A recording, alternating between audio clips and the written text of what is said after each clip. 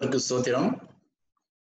உங்கள் அனைவருக்கும் ஆண்டவராய் இயேசு கிறிஸ்து நாமத்தினாலே காட் டிபெண்டன்ஸ் சார்பில் எங்களுடைய வணக்கங்களை தெரிவித்து இந்த கூடுகைக்கு வரவேற்றுக் கொள்வதில் மிகவும் மகிழ்ச்சி அடைகிறேன். காட் டிபெண்டன்ஸ் என்பது ஒரு முழுநேர ஊழியர்களால் ஆரம்பிக்கப்பட்ட ஊழியம் அல்ல. பகுதி நேரமாக முழு நேரமாக உலக பிரகாரமான வேலையில இருந்து கொண்டே கிடைக்கும் நேரத்தில் ஆண்டவருக்காக எதையாவது செய்ய வேண்டும் என்று சொல்லி ஒரு விருப்பத்தில் நாங்கள் நண்பர்கள் ஒரு சிலர் இணைந்து எங்களுடைய நேரம், திறமை, தாளந்துகளை ஒன்றிணைத்து ஆண்டவருக்காக எப்படியாவது கிறிஸ்தவர்களை அடிப்படை பயிற்சியான பரிசுத்த வேதாகமத்தை வாசித்தல், ஜெபித்தல் போன்ற காரியங்களிலே ஊக்குவிக்க வேண்டும் அப்படிங்கிறது தான் எங்களுடைய நோக்கமாக இருந்து நாங்கள் செயல்பட்டு வருகிறோம். காட் டிபெண்டன்ஸ் என்ற பெயரை பார்த்தாலே ஒரு வித்தியாசமான ஒரு பெயரா இருக்கும். நீங்க நெட்ல தெரிஞ்சீங்களா கூட அப்படி ஒரு வேர்டு கிடையாது. ஆனா நாங்க அப்படி ஒரு காயின் பண்ணியிருக்கோம். ஏன்னா டிபெண்டன்ஸ் அப்படின்னா தெரியும், சார்ந்து இருக்கிறது. ஆனா எல்லாருமே விடுதலை துவக்கி இருந்திருக்கிற நேரத்துல யாருமே டிபெண்டன்ஸை விரும்புறதே கிடையாது. ஆனா the true freedom is going on dependent on God. கிறிஸ்துவை, தேவனை சார்ந்திருப்பதில் தான் முழுமையான விடுதலை இருக்கிறது, சுதந்திரம் இருக்கிறது என்பதை அதனை அனுபவித்த கிறிஸ்தவர்களை நமக்கு தெரியும். எனவே அப்படிப்பட்ட அனுபவத்திற்குள்ளாக மற்றவர்களை உந்தி தள்ளுவதற்காக காட் டிபெண்டன்ஸ் இல்லைன்றால் கோ டிபெண்டன்ஸ் ஆன் காட் என்று சொல்லி எண்ணத்திலே நாங்கள் அந்த பெயரை காட் டிபெண்டன்ஸ் என்று சொல்லி வைத்திருக்கிறோம். இதன் மூலமாக நாங்கள் என்ன செய்து கொண்டிருக்கிறோம் என்று சொன்னால், கடந்த 1.5 வருடங்களாக நாங்கள் வேத வாசிப்பு சவால்களை நடத்தி கொண்டு வருகிறோம் என்பது உங்களில் பலருக்கு தெரியும். சிலர் ஆரம்ப கட்டத்திலிருந்தே நம்முடைய குழுக்களில் இணைந்திருக்கிறீர்கள். ஒன்றுக்கும் மேற்பட்ட முறைகள் வாசித்துட்டீங்க. 3 தடவை 4 தடவை படிச்சிருக்கவங்க இருக்கிறீங்க. இதுல இருக்கிற ஒரு சில நபரை எனக்கு தெரியும். 7 முறைலாம் படிச்சுட்டு எனக்கு கம்யூனிகேஷன் கொடுத்துருக்கீங்க. எங்கள்கிட்ட அந்த ரெக்கார்ட்ஸ் எல்லாம் இருக்குது. அதற்காக ஆண்டவரை நாங்கள் துதிக்கிறோம்.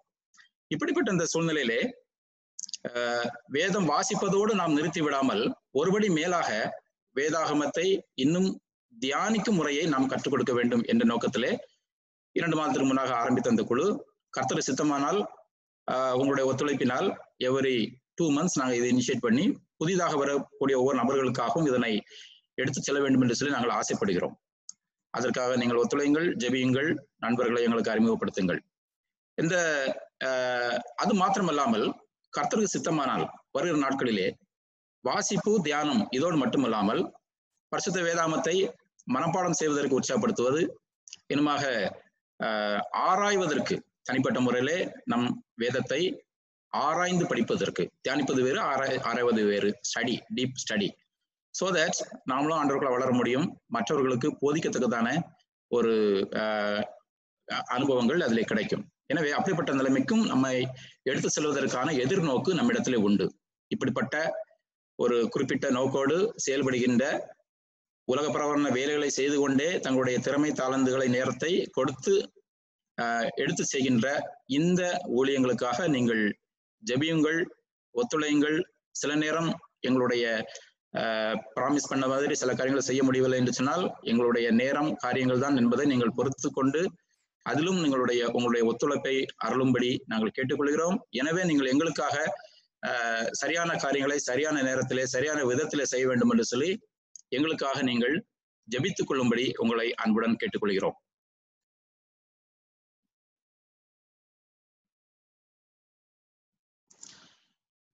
கிறிஸ்துவுக்குள் பிரியமானவர்களே, காட் டிபெண்டன்ஸ் நடத்தும் வேதம் என் தியானம் குழுவில் இணைந்து பரிசுத்த வேதாகமத்தை முறையாக வாசிக்கும்படியாக விருப்பப்பட்டு இந்த நாளிலே அமைதி வேலையை கடைபிடிப்பது எப்படி என்று தெரிந்து கொள்வதற்காக வந்திருக்கிற உங்கள் அனைவரையும் மீண்டும் ஒரு முறை வரவேற்றுக் கொள்வதிலே மிகவும் மகிழ்ச்சி அடைகிறேன்.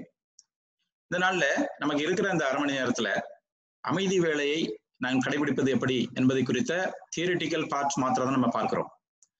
ஒரு சில வசன குறிப்புகள் வரும். அது வரப்போ நீங்க வாசிப்பதற்கு நீங்கள் விருப்பப்படுவீங்கன்னு சொன்னா நீங்க பைபிளை பக்கத்துல வச்சிருந்துட்டு நான் அந்த வசனம் சொல்ற நேரத்துல நீங்க வாசித்தீங்கன்னா அது மற்றவங்களுக்கு பிரயோஜனமா இருக்கும் அப்படின்னு சொல்லி நான் எதிர்பார்க்கிறேன். அமைதி வேலை அப்படின்னா என்ன அப்படின்னா, நம்ம ஒவ்வொருத்தரும் ஒரு மாதிரி மீன் பண்ணுவோம். அறக்க பறக்க அவசரமாக பிஸியா ஓடிட்டு இருக்கிற இந்த உலகத்துல நமக்கு அமைதியா ஒரு வேலை கிடைக்கிறது, நேரம் கிடைக்கிறது அப்படின்னாலே நமக்கு ஒரு முடியாத காரியமா இருக்குது. நான் ஒரு மருத்துவர், நோயாளிகளுக்கு நம்ம இடத்துல வரும் பொழுது நிறைய கூட்டி கழிச்சு பார்த்தோம்னு சொல்லி சொன்னா அந்த பிஸி லைஃப் ஸ்டைல் தான் காரணம் அப்படிங்கிறத சொல்லி அதுக்கு சொல்யூஷன் நம்ம சொல்ற நேரத்தில் அவங்க சொல்ற ஒரே வார்த்தை, அதுக்கெல்லாம் நேரமே இல்லை பிரதர், அந்த அளவிற்கு பிஸியாக இருக்கிறோம் நம்ம எல்லாருமே. அப்படிப்பட்ட இந்த நேரத்திலே அமைதியாக இருப்பதனுடைய பலன்களை உலகத்தாரும் சொல்லிக் கொண்டிருக்கிறார்கள். யோகா என்கிறார்கள், மன அமைதிப்படுத்தணுங்கிறாங்க, தனிமையா இருக்கணுங்கிறாங்க, மியூசிக் கேளுங்கிறாங்க, உடற்பயிற்சி செய்யுங்கிறாங்க, மூச்சு பயிற்சி செய்யுங்கிறாங்க, ஒரு சில யோகா ஆசன நிலைகளிலே அமர்ந்திருங்கள்னு சொல்றாங்க. அதற்கெல்லாம் அதற்குரிய பலன்கள் இருக்கிறது, அதிலே எந்த மறுப்பும் கிடையாது. ஆனால் அவற்றுக்கெல்லாம் மேலாக அப்படிப்பட்ட ஒரு அமைதியான சூழ்நிலையிலே எல்லாம் படைத்த நம்முடைய ஆண்டவராகிய தேவனிடத்தில் நாம் உறவு கொள்ளும் நேரமாக நாம் அதை எடுத்துக்கொள்ளும் பொழுது அது சரீர முயற்சி அற்ப பிரயோஜனம் உள்ளது, ஆவிக்குரிய முயற்சி இம்மைக்கும் மறுமைக்கும் உரிய பலன்களை கொண்டு வரக்கூடியதா இருக்கிறது. எனவே அப்படிப்பட்ட அமைதி வேளை உலகத்தார் சொல்கிறது போன்ற ஒரு ஜஸ்ட் சைலண்ட் டைம் அல்ல, இதற்கு மேலாக நாம் செய்யக்கூடிய ஒரு ஆன்மீக பயிற்சி நேரம். It is a personal time with God. எப்படியாக 2 பேர் தனியாக மீட் பண்ணணும்னு சொல்லி ஆசைப்படுறப்போ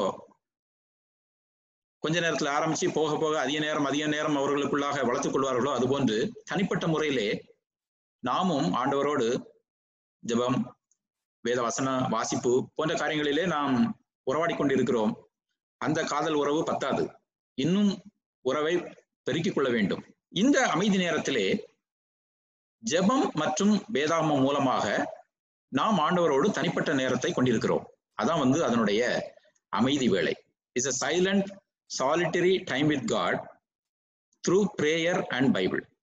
ஜெபமும் வேத வாசிப்பும் 2 கண்கள் போன்றது ஒரு விசுவாசிக்கு அவசியம் என்பது நமக்கு தெரியும்.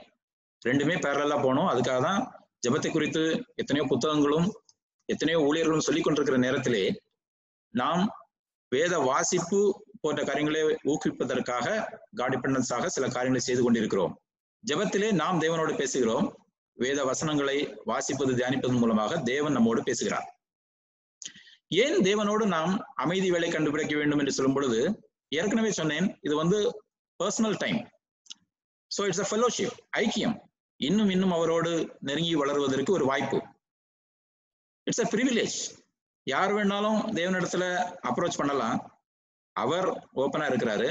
ஆனா அந்த ஓப்பன் ஹார்ட்டடா இருக்கக்கூடிய தேவனிடத்திலே எல்லாரும் போய் சேருவதற்கான மனநிலை யாருக்கும் இல்லை. ரட்சிக்கப்பட்ட அனுபவமுடைய நமக்கு அந்த வாய்ப்பை ஆண்டவர் கொடுத்திருக்கிறார். இன்னும் ஏதோ ஒரு அளவிலே நாம் அவரோடு உறவு கொள்வதற்காக அல்ல, அவரோடு ஒன்றரை கலந்து கொள்வதற்காக அவர் அப்படிப்பட்ட வாய்ப்புகளை நமக்கு கொடுத்திருக்கிறார். எனவே இட்ஸ் a privilege, நமக்கு கொடுக்கப்பட்ட ஒரு வாய்ப்பு, உரிமை, வேற யாருக்கும் கிடையாது. யார் வேணாலும் நினைச்சாலும் செய்ய முடியாது. எனவே இட்ஸ் a privilege. அதனால நிறைய பலன்கள் இருக்குது. இவைகளை குறித்து சற்று விவரமாக நாம் பார்க்கலாம். ஃபர்ஸ்ட், இது ஐக்கியம் அப்படின்னு சொல்லி சொன்னேன். தேவன் ஏன் மனிதனை படைத்தார்? தன்னோடு உறவு கொள்வதற்காக, தன்னை வணங்குவதற்காக, தன்னை வணங்கும் இல்லை என்றால் தனக்கு ஆராதனை செய்யும் ஒரு சந்ததியை ஏற்படுத்துவதற்காக ஆண்டவர் உருவாக்கினார். உருவாக்கி விட்டு விடவில்லை, தினமும் ஆதாம் ஏவாளோடு அவர் உலாவினார் என்று சொல்லி நாம் பார்க்கிறோம். எனவே அப்படிப்பட்ட தேவனோடு படைப்பாகிய நாம் உறவு கொள்வதற்கு அது அப்படிப்பட்ட ஐக்கிய நேரம், அதை ஆண்டவர் எதிர்பார்க்கிறார். அதனை ஆதியாகமம் 2 மற்றும் 3ஆம் அதிகாரத்துல நம்ம விளக்கமா பார்க்க முடியும். 1 கொரிந்தியர் 1:9 யாராவது ஒருத்தர் வாசிங்க. தம்முடைய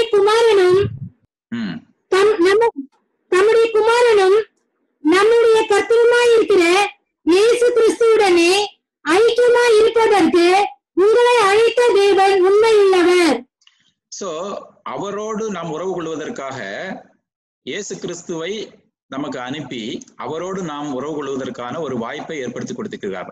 எனவே அவரோடு உள்ள உறவு, ஆதியிலே ஆதாம் ஏவாள் மூலமாக அந்த பிரிந்து போன உறவை மீண்டும் நிலைநிறுத்துவதற்காக அநேக ஏதுக்களை பழைய ஏற்பாட்டிலே ஆண்டவர் வைத்திருந்தார்.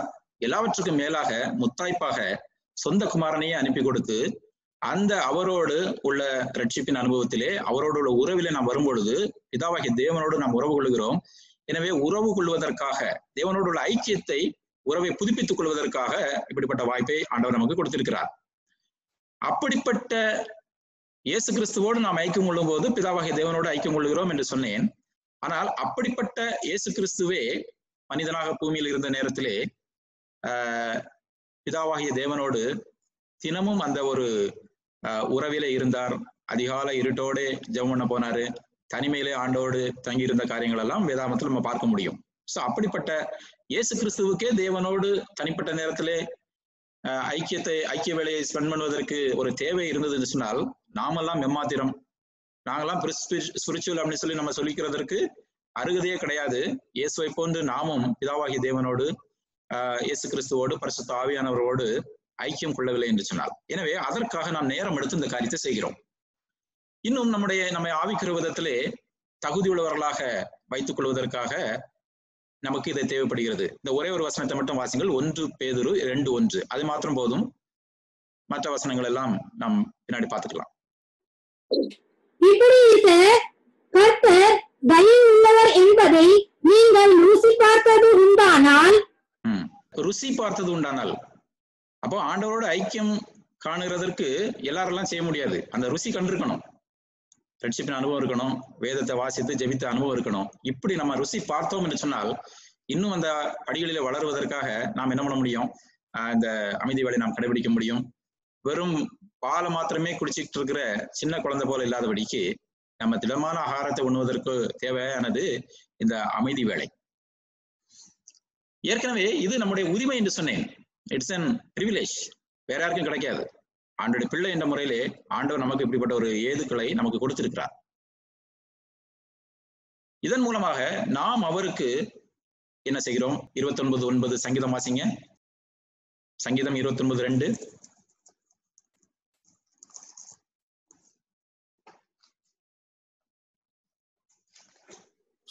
கர்த்தருடைய நாமத்துக்குரிய மகிமையை அவருக்கு செலுத்துங்கள், பரிசுத்த அலங்காரத்துடனே கர்த்தரை தொழுது கொள்ளுங்கள்.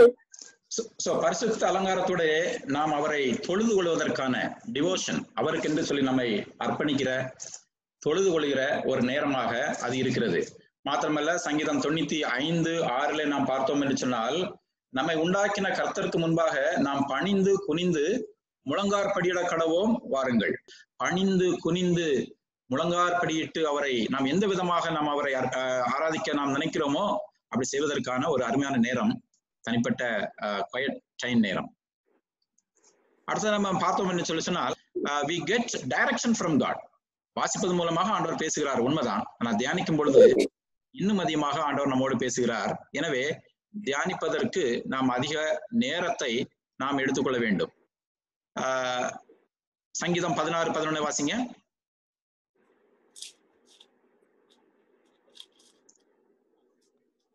ஜீவ மார்க்கத்தை எனக்கு தெரியப்படுத்துவீர், உம்முடைய சமூகத்தில் பரிபூர்ண ஆனந்தமும் உம்முடைய வலது பாரிசத்தில் நித்திய பேரின்பமும் உண்டு.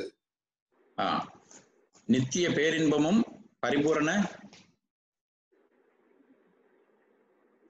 ஆனந்தம், பரிபூரண ஆனந்தமும் நித்திய பேரின்பமும். இதுக்கு மேல இந்த உலகத்துல நமக்கு என்ன வேணும்? அது குவைட் டைம் பண்ணுவதன் மூலமாக ஆண்டவரோடு நாம் உறவு கொள்வதனாலே நமக்கு கிடைக்கிறது. இனமாக சங்கீதம் 34:8 நாம் பார்த்தோம் என்று சொன்னால், கர்த்தர் நல்லவர் என்பதை ருசித்து பாருங்கள், அவர் மேல் நம்பிக்கை இருக்கிற மனுஷன் பாக்கியவான். அவர் நல்லவர் என்பதை நாம் ருசிக்க வேண்டும். ஏற்கனவே முந்தின ஸ்லைட்ல சொன்ன மாதிரி நாம் ருசிக்க தான் இன்னும் நாம் அதிலே கடந்து செல்வதற்கு வசதியாக இருக்கும். அதுதான் இந்த நடைமுறை. இன்னமாக சங்கீதம் 37:4 பார்த்தோம்னு சொல்லி சொன்னா, கர்த்தரிடத்தில் மன மகிழ்ச்சியாயிரு, அவர் உன் இருதயத்தின் வேண்டுதல்களை அருள் செய்வார். எனவே கர்த்தரிடத்திலே நாம் இன்னும் நெருங்கி அவரோடு மன மகிழ்ச்சியாக இருக்கக்கூடிய இந்த நேரத்துல இருக்கும் பொழுது ஆண்டவர் நமக்கு எல்லா காரியங்களையும் பார்த்துக் கொள்கிறார். இன்னும் அவரை போன்று நாம் வளர்வதற்கு இந்த பயிற்சி நமக்கு தேவைப்படுகிறது.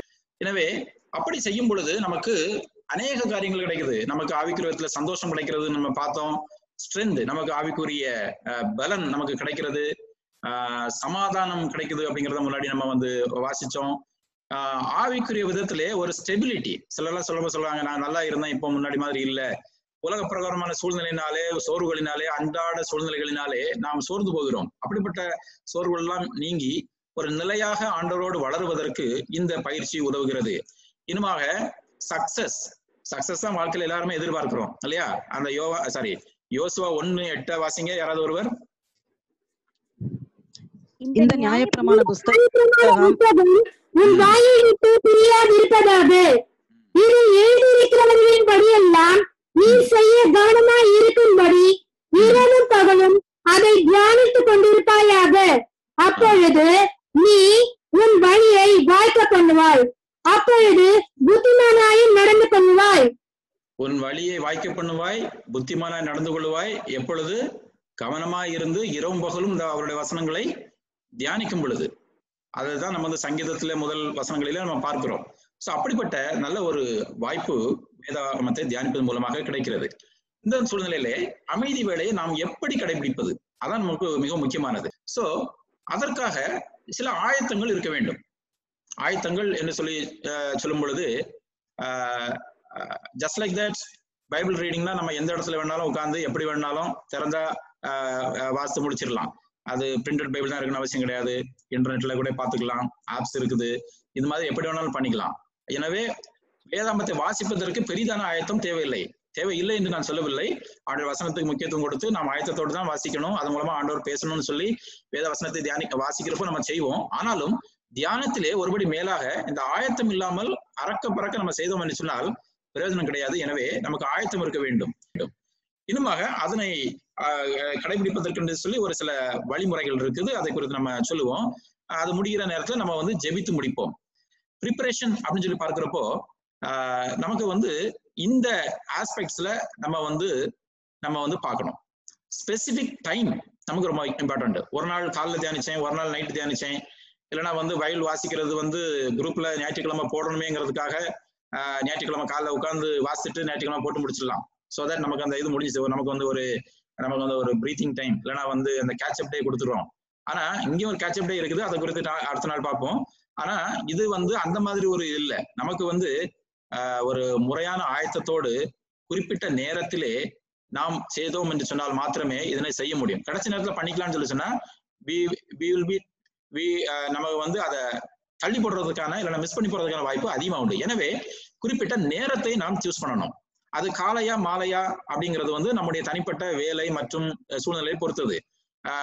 சிலருக்கு வந்து அதிகாலையில எழுந்து ஜெபிக்கிற வேதத்தை வாசிக்கிற பழக்கம் இருந்ததுன்னா அதுதான் மிகவும் அருமையான நேரம் என்பது எந்த மாற்று கருத்தும் இல்லை. ஆனாலும் இப்போது பிஸியா போயிட்டு உலகம் இப்போ வந்து சோசியல் மீடியாஸ் எல்லாம் ஆக்குப்பையா இருக்குது. நமக்கு சிலருக்கு எல்லாம் வேலையெல்லாம் முடிச்சு ஈவினிங் தான் கிடைக்குதா, okay, no problem.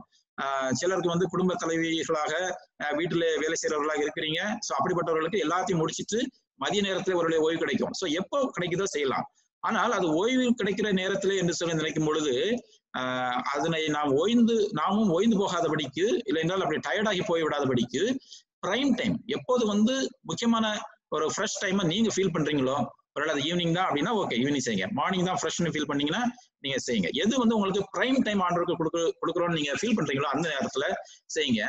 Specific place important. அது தியானம் என்று சொல்லும் பொழுது குறிப்பிட்ட அந்த ஒரு 20 நிமிடம் இல்லை என்றால் 30 நிமிடம் அதுக்கு சொல்லி ஒதுக்கி எந்தவித தடையும் இல்லாதபடிக்கு செல்போன்ல இருந்து அதையும் சைலண்ட் மோட்ல வச்சுக்கலாம்.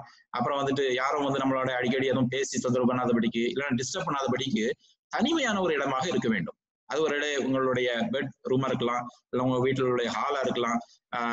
அதுக்கேற்றபடி உங்களுடைய ஒரு குறிப்பிட்ட நேரத்துலதான் அந்த இடம் உங்களுக்கு ஆயத்தமா இருக்கும். அந்த நேரத்துக்கு ஏற்றபடியும் அந்த இடத்த நீங்க சூஸ் பண்ணிக்கலாம். சிலருக்கு வந்து அப்படிப்பட்ட இடம் நேரம் எல்லாம் சரியாக கிடைக்கல அப்படின்னு சொல்லி சொன்னா நீங்க தனிமையா வெளியில மரத்தடிக்கு போகலாம், ஐசோலேட்டட் பிளேசஸ்க்கு போகலாம். உங்க கிராமத்து பின்னணியில இருக்கிறவங்க கண்டிப்பா அந்த மாதிரி செய்வதற்கு வாய்ப்பு உண்டு. இது மாதிரி நீங்க டவுன்ஸ்ல இருக்கிறவங்க கூட பார்க்ஸ், இல்லைன்னா வந்து பிளே கிரவுண்ட்ஸ், இந்த மாதிரி நிறைய ஏரியாக்கள் நமக்கு கண்டிப்பா கண்டுபிடிக்க முடியும். கண்டிப்பா நம்ம செய்யலாம்.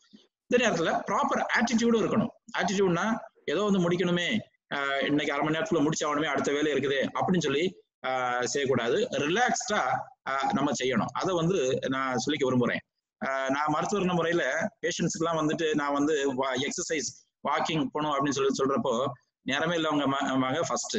இன்னொன்னு கடமைக்காக அரை மணி நேரம் பண்ணணும் அப்படின்னு சொல்லி சொன்னா டாக்டர் சொல்லிட்டாருங்கிறதுக்காக நேரத்தை கண்டுபிடிச்சு அறக்க புறக்க செஞ்சா அதுல வந்து பிரயோஜனமே கிடையாதுன்னு நான் சொல்லுவேன். இங்கேயும் கூட நம்முடைய நல்ல ஒரு ரிலாக்ஸ் மைண்ட் செட்டோடு ஆண்டவரிடத்திலிருந்து கற்றுக்கொள்ள வேண்டும் என்ற ஒரு நல்ல ஒரு மனநிலையோடு, என்னமோ வந்து அறிவை பெருக்கிக் கொள்வதற்காக அல்ல, ஆண்டவரோட உறவை பெருக்கிக் கொள்ளணும் அப்படிங்கிற ஒரு நோக்கத்தோடு நாம் செய்யும் பொழுது ஆண்டவர் நமக்கு அந்த ஆயத்தத்திலே ஆண்டவர் நமக்கு உதவி செய்வார்.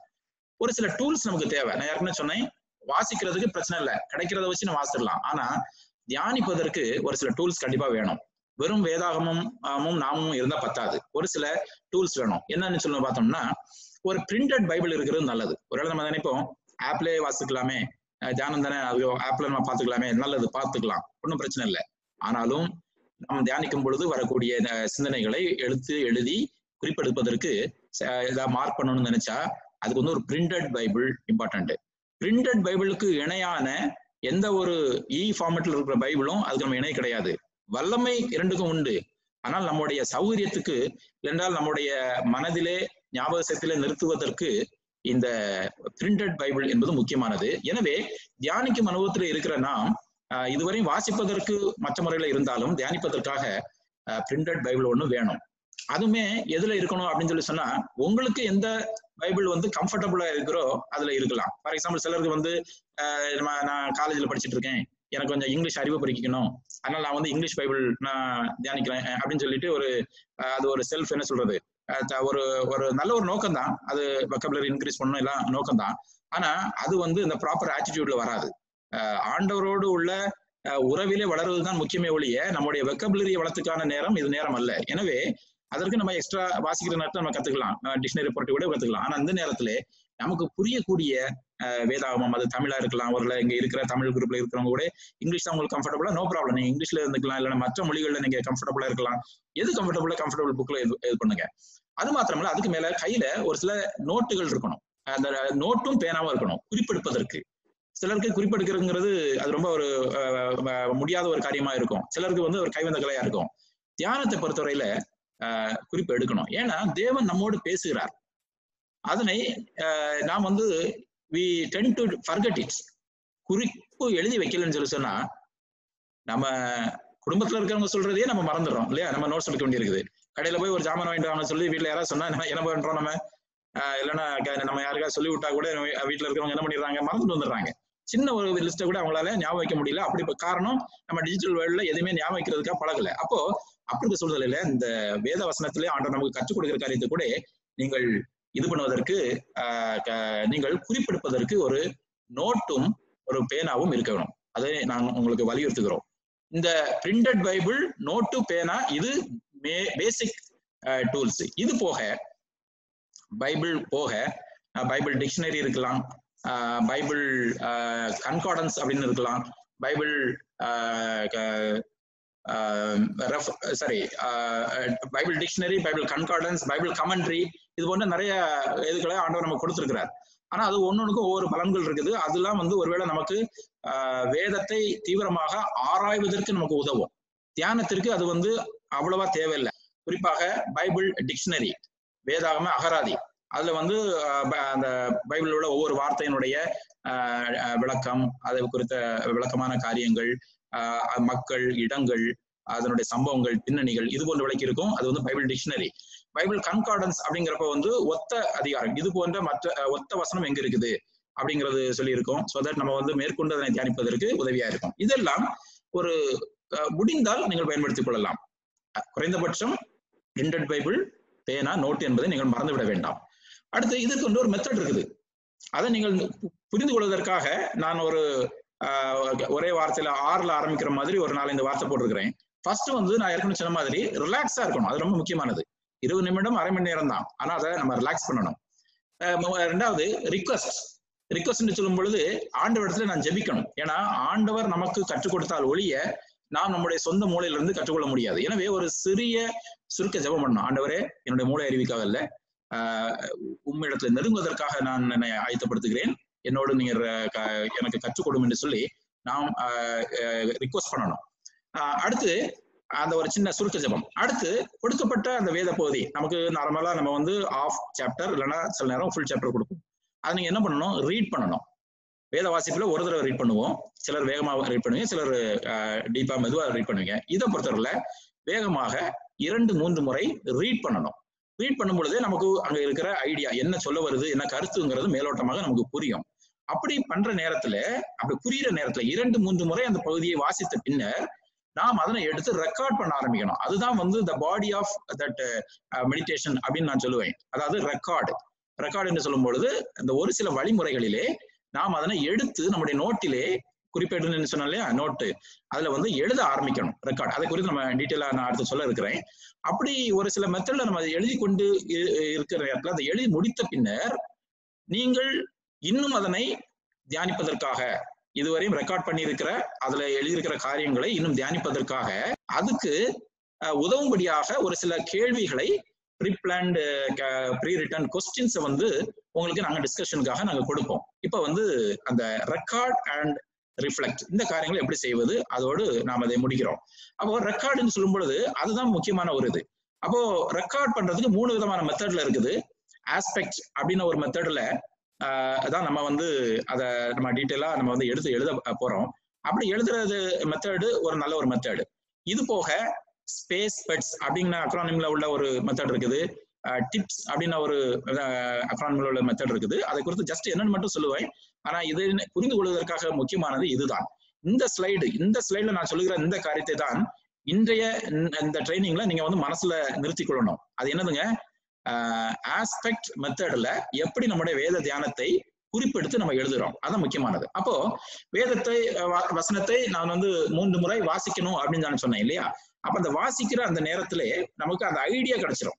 அதாவது அப்சர்வ் பண்ற விதத்துல நமக்கு வந்து என்ன சொல்ல வந்திருக்கு, யார் யார் இருக்காங்க, என்னெல்லாம் சொல்றாங்க வைக்கிறாங்க, காரியம் என்ன, சம்பவம் என்ன, எல்லாம் நல்லா தெளிவா தெரிஞ்சிடும். அப்போ எடுத்து எழுத ஆரம்பிக்கணும். என்ன எழுத ஆரம்பிக்கணும்? அபவுட் காட், தேவனை பற்றி என்ன சொல்லியிருக்கிறது. தேவனை பற்றி அப்படின்னா தேவன் என்று சொல்லும் பொழுது நமக்கு ஒருத்துவ கடவுள் இல்லை, நமக்கு தெரியும் 3 திரியேக தேவனாக இருக்கிறார்கள். 3 ஒருவரே ஆனால் 3 நபராக இருக்கிறார்கள்.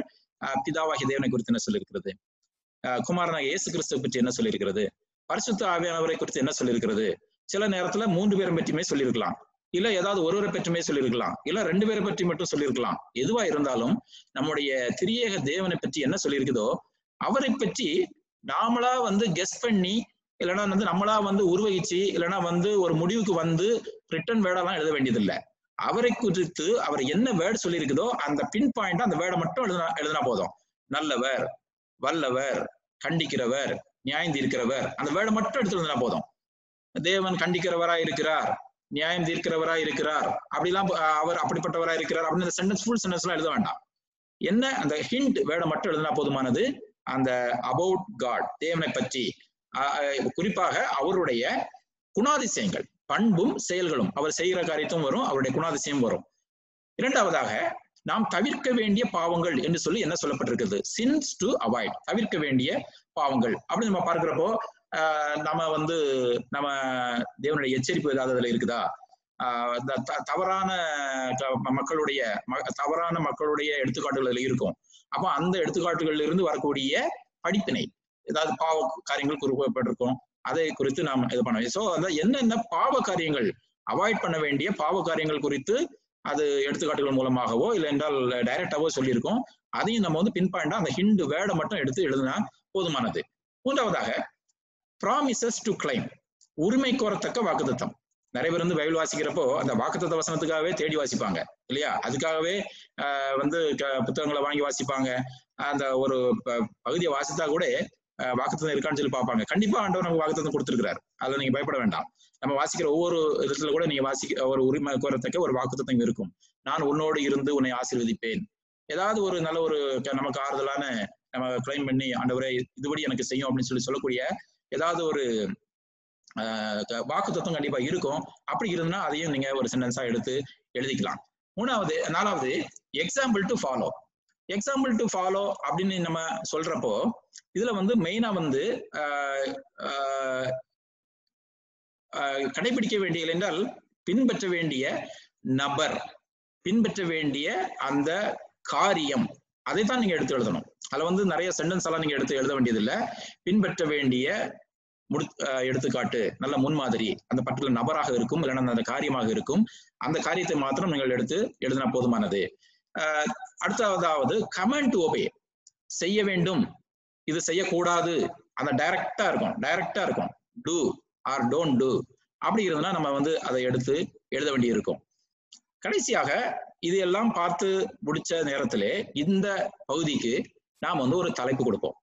இந்த தலைப்பு கொடுக்குற அந்த நேரத்துல தான் வந்து நமக்கு வந்து நம்ம அடுத்த ஸ்டெப்புக்குள்ள நம்ம போயிட்டு அடுத்து வந்துட்டு நம்ம வந்து அந்த நம்ம தலைப்பு கொடுத்துக்கலாம்.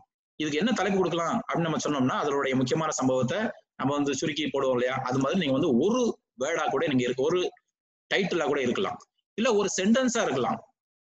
தேவன் சமாதானம் தருகிறவராக இருக்கிறார் அப்படிப்பட்ட ஒரு சென்டென்ஸாக இருக்கலாம். இல்லைன்னா சமாதானத்தின் தேவன் அப்படின்னா ஒரு கேட்ச் வேர்டாக இருக்கலாம். இல்லைன்னா இதையே இன்னும் கொஞ்சம் ஒரு படி மேலாக நாம் இவற்றை தியானித்துக் கொண்டிருக்கிற இந்த நேரத்திலே நமக்கு இந்த தேவன் சமாதானம் தருகிறவர் என்பதை நாம் அந்த தீர்மானம் தியானிச்சுட்டு இருக்கிற போது நமக்கு மைண்ட்ல சில காரியங்கள் வரும்ல. தேவன் சமாதானம் தருகிறவராக இருக்கிறார், இத்தனை வருடங்கள் எனக்கு சமாதானம் தந்ததினால்தான் நான் இந்த உலகத்திலே உயிர்ந்து வாழ்ந்து கொண்டிருக்கிறேன், அதற்காக ஆண்டவருக்கு நான் நன்றி செலுத்துகிறேன். அப்படி அது போன்ற உங்களுடைய பர்சனல் காரியங்கள் எல்லாம் கூட நீங்க அதுல எடுத்துக்கலாம். ஸோ என்ன ரெசனன்ஸ் சென்டென்ஸ் இல்லைன்னா வந்து என்ன வந்து ஒரு முக்கியமான கருத்து அந்த இடத்துல உங்களுக்கு மனதிலே அந்த வாசித்த பகுதியிலிருந்து பிடிபடுகிறதோ நீங்கள் அதனை எடுத்து எழுதி கொள்ளலாம். அந்த இந்த 6 மெத்தட் சொன்னேன். ASPECT, about God, sins to avoid, promises to claim, example to follow, command to obey, theme of the passage. தேவனை பற்றி, தவிர்க்க வேண்டிய பாவம், உரிமை கோரத்தக்க வாக்குத்தத்தம், பின்பற்ற வேண்டிய முன்மாதிரி, கீழ்ப்படிய வேண்டிய கட்டளை, வேத பகுதியினுடைய தலைப்பு இல்லைன்றால் கருப்பொருள். இதை நீங்க எழுதின பிறகு நீங்க வந்து கடைசியாக நீங்க வந்து என்ன ஒரு சென்டென்ஸ் எடுத்து எழுதணும், பர்சனல் டிசிஷன். அது வந்து இந்த இடத்துல நம்ம கொடுக்கல, நம்ம வந்து ஒரு ஃபார்மேட் நம்ம குரூப்ல இன்னைக்கு நம்ம ஷேர் பண்ணுவோம். அதுல வந்து பர்சனல் டிசிஷன், இந்த வாசித்த இந்த பகுதிகளிலிருந்து நீங்க தனிப்பட்ட முறையில் ஆண்டவருக்கு நீங்க என்ன தீர்மானம் எடுக்கிறீங்களோ அதை நீங்க எடுத்து எழுத போறீங்க. அப்ப இந்த ஆஸ்பெக்ட் மெத்தடு போக இன்னும் ஒரு 2-3 மெத்தட் இருக்குது. அதுல வந்து ஸ்பேஸ் பெட்ஸ் இதே தான், இது கொஞ்சம் விலாவாரியாக இருக்கும். அதை ஒரு ஆரம்ப கட்டத்துல இருக்கிறவங்க கொஞ்சம் டீட்டெயிலா பண்ணணும்னு நினைச்சீங்கன்னா இந்த மெத்தட் பண்ணலாம். sins to confess, promise to claim, attitude to change, command to obey, example to follow, prayer to pray, error to avoid, truth to believe, something to praise God for. இந்த மாதிரி இன்னும் டீட்டெயிலா இருக்குது, முடிஞ்சா இதை செய்யலாம். ஒருவேளை நம்ம நாள்பட்ட விதத்துல ரொம்ப நாள் இந்த மாதிரி ஆஸ்பெக்ட் மெத்தட்லாம் செஞ்ச பிறகு அகைன் இந்த 6 மெத்தட்ல எடுத்து எழுதுவதற்கு நமக்கு அந்த அளவுக்கு நமக்கு தேவைப்படாது, நம்ம ரொம்ப வந்து கிறிஸ்பா நம்ம வந்து அதுல இருந்து பெற்றுக்கொள்ளக்கூடிய அளவுக்கு நமக்கு ஆண்டவருக்குள்ள நம்ம வளர்ந்துருக்கிறோம்னு சொல்லி சொன்னா நம்ம இந்த டிப்ஸ் மெத்தட்ல நம்ம போகலாம். ஆனா இது நாங்க இப்போ வந்து உங்களுக்கு நான் வந்து அறிமுகப்படுத்தல. இது வந்து ரொம்ப சிம்பிள். அது என்ன சத்தியம் சொல்லி இருக்குது அதன் அடிப்படையில என்ன நான் ஆராய்ந்து பாக்குறேன், ஆண்டவருக்கு என்ன விதத்துல கீழ்ப்படிலான்னு சொல்லி நான் தீர்மானிக்கிறேன், அதற்கு ஆவியானவர் உதவி செய்யும்படியாக நான் அர்ப்பணிக்கிறேன். இதுதான் அந்த மெத்தட். ஸோ இதை நம்ம சொல்லல, மெயினா நம்ம சொல்லுகிறது இந்த மெத்தட் தான், ஆஸ்பெக்ட் மெத்தட். அதை வந்து நீங்க வந்து மறக்க வேண்டாம். சரி, நேரம் இல்லாதனால ஒரு 5 மினிட்ஸ்ல நம்ம முடிச்சிடுறோம். அந்த குறிப்பு எழுதுற இந்த நேரத்துல அடுத்து வந்து தியானிக்கிறதுன்னு சொன்னேன், இது ரொம்ப முக்கியமானது. அதுல வந்து 3 காரியங்கள் இருக்கிறது. அந்த பகுதியை நம்ம பார்க்கும் பொழுது முதல்ல வந்து அது என்ன சொல்ல வருது அப்படின்னு சொல்லி அப்சர்வ் பண்ணுகிறோம். இது வந்து ஸ்டடி மெத்தட்ல டீட்டெயிலா வரும், பட் இது ஸ்டடி அல்ல, இப்ப நம்ம சொல்றது தியானம் தான். இதுலயே இந்த காரியங்களை நம்ம வந்து அப்சர்வ் பண்றோம். இது வந்து நம்ம வாசிக்கும் பொழுதே அதுல புரிந்து கொள்ளும், புரிய வரும். அதற்கு மேலாக இன்னும் அதனை நாம் அது யோசித்துக் கொண்டே இருக்கிற நேரத்திலே what does the Bible passage mean, இந்த வேதாகம வார்த்தைகள் என்ன குறிக்கிறது என்று சொல்லி நாம் யோசிக்கும் பொழுது நமக்கு நிறைய விளக்கங்கள் நமக்கு தெரிய வர ஆரம்பிக்கும். நம்ம அதிக நேரம் ஸ்பெண்ட் பண்ணி நம்ம அதை பார்க்கிறப்போ இன்னுமாக அப்படியெல்லாம் நம்ம வந்து ஆராய்ந்து மூளை அறிவுக்காக இல்லைன்றால் மற்றவர்களுக்கு போதிக்கத்தக்கதாக இல்லைன்னா அந்த மாதிரி கோணத்துல ஒருவேளை நம்ம வந்து எடுத்து நோட்ஸ் எடுத்து எழுதி முடிப்பதற்கு வாய்ப்பு இருக்குது. ஆனா அப்படி இல்லாதபடிக்கு இந்த பேசேஜ் என்னுடைய வாழ்க்கையில் எதை குறிக்கிறது, நான் என்ன செய்ய வேண்டும், தியானத்தின் அடிப்படையில் இன்று நான் என்ன செய்ய வேண்டும் என்று தீர்மானம் எடுக்க வேண்டும். அது மிகவும் முக்கியமானது. எனவே அப்படி தீர்மானம் எடுத்து பர்சனல் டிசிஷன் என்று சொல்லி நீங்கள் தீர்மானத்தை எடுத்து நீங்கள் எழுத வேண்டும். இந்த ரிஃப்ளெக்ஷன் தியானம் இதுதான் நம்ம முக்கியமானது. ஆனா எடுத்து எழுதுதான் முக்கியமானது, அதை நீங்க மறக்க வேண்டாம். அதற்கு மேலாக நீங்கள் தனிப்பட்ட முறையிலே இந்த அப்ளிகேஷன் பாயிண்ட் வருவதற்காக இந்த பகுதி நீங்கள் செய்யும் பொழுது உங்களுக்கு உதவி செய்வதற்காக நாங்கள் வந்து ஒரு தினமும் ஒரு 5 இல்லைன்னா 6 கேள்விகளை நான் கொடுப்போம். எனவே எடுத்த உடனே எனக்கு தியானத்துல நீங்க வந்து அந்த கேள்விகளுக்குள்ள போகக்கூடாது. நீங்கள் கொடுக்கப்பட்டிருக்கிற ஆஸ்பெக்ட் அந்த பகுதியை ஆஸ்பெக்ட் மெத்தட்ல தியானிச்சு எடுத்து எழுதணும். முடிகிற நேரத்துல குரூப்ல போட்டிருக்கிற அந்த கேள்விகளை வந்து பார்க்கணும், அதுக்கேற்றபடி நீங்கள் பர்சனல் டிசிஷன் எடுக்கணும் அப்படின்னு சொல்லி உங்களை நான் வந்து கேட்டுக் கொடுக்குறோம். ஸோ முடிகிற நேரத்துல நம்ம வந்து ஜெபிக்கணும். ஜெபிக்கிறதுனா ஜென்ரலா ஜெபிக்கிறதல்ல, இந்த கற்றுக்கொண்ட இந்த காரியங்கள் அடிப்படையில அபவுட் காட் நம்ம கத்துக்கிறோம். ஸோ அவங்களுக்கு அதுக்கு சொல்லி அவருக்கு ஆண்டவர் நம்ம வந்து துதிக்கலாம். சின்ஸ் டு அவாய்ட் இல்லைன்னா கமெண்ட் டு ஒபே இந்த காரியங்கள்ல நம்ம வந்து கண்டு அதுக்கேற்றபடி நம்ம வந்து என்ன பண்ணலாம், ஆண்டவரே என்னுடைய பாவங்களை மன்னியும், கீழ்ப்படியாத பாவம் இல்லைன்னா வந்து இந்த செய்யக்கூடாதுன்னு சொல்லியிருக்கீங்களே, இந்த பாவத்தை நீர் எனக்கு மன்னியும்னு சொல்லி நம்ம வந்து ரிப்பன் பண்ணலாம். இன்னமாக வந்து ஜெப குறிப்புகள் மற்றவர்களுக்காக நாம் ஜெபிக்கலாம், நமக்காக ஜெபிக்கலாம். நம்மை நாமே கற்றுக்கொண்ட அந்த காரியங்களின் அடிப்படையில் நம்மை நாமே அர்ப்பணித்து ஜெபிக்கலாம். இது வந்து ஜெபத்தினுடைய ஒரு முக்கியமான ஒரு tips. Pray method. Praise God, repent for our sin, ask for others and your self and yield your self to God for that day. அந்த நாளுக்கு நம்மை ஆண்டவருக்கு அர்ப்பணிக்கிறோம். ப்ரே மெத்தட் இது வந்து ஈஸியா இருக்குது. ப்ரே மெத்தட்ல பண்றோம். இன்னொரு மெத்தடும் இருக்குது, ACTS, adoration, confession, thanks giving and supplication. So நம்ம இதை பார்த்தோம்னு சொல்லிச்சுன்னா ஆண்டவரை வந்து புகழுகிறோம், குணாதிசயங்களை பார்த்துருக்கிறோம், அபவுட் காட் நம்ம எடுத்து பார்த்துருக்கிறோம், இல்லைன்னா அந்த சம்பவத்துல ஆண்டவரை பற்றி நிறைய சொல்லியிருக்கோம், அந்த காரியங்களுக்காக சொல்லி அவரை ஆண்டவர் நம்ம புகழலாம். அது சொல்லப்பட்டிருக்கிற காரியங்களை சொல்லி ஆண்டவர் இந்த பாவம் எனக்கு மன்னியும்னு சொல்லி, இல்லைன்னா நான் அப்படி இல்லாதபடிக்கு இந்த நாள்ல எனக்கு உதவி செய்யும் அப்படின்னு சொல்லி நம்ம அறிக்கை பண்ணலாம். இன்னமாக தேங்க்ஸ் கிவிங், ஆண்டவர் அந்த பகுதியில் சொல்லப்பட்டிருக்கிற காரியங்களுக்காக நன்றி செலுத்தலாம், நம்முடைய வாழ்க்கையில செய்த காரியங்களுக்காக நன்றி செலுத்தலாம். இன்னமாக வேண்டுதல், அன்னைக்கு நம்முடைய ஜெப குறிப்பு, இன்னமாக நம்ம தீர்மானங்கள் எடுத்துருப்போம் இல்லையா, அதை கூட ஆண்டவர் சமூகத்துல சொல்லி நாம் வந்து சுருக்கமாக ஜெபிக்கலாம். ஸோ இப்படி ஜெபித்து முடிக்க வேண்டும். இதான் நம்மளுடைய குவைட் டைம். ஸோ அந்த ஒரு ஸ்லைடோட நான் முடிக்கிறேன். ப்ராக்டிக்கலா நம்ம பார்க்கறதா இருந்தா எல்லாருக்குமே பிரச்சனைகள் வரும். ஒரு டிசிப்ளின் இருக்கணும். எதுவாக இருந்தாலும் ஒரு டிசிப்ளினா இருந்தா தான் நம்ம வந்து செய்ய முடியும்.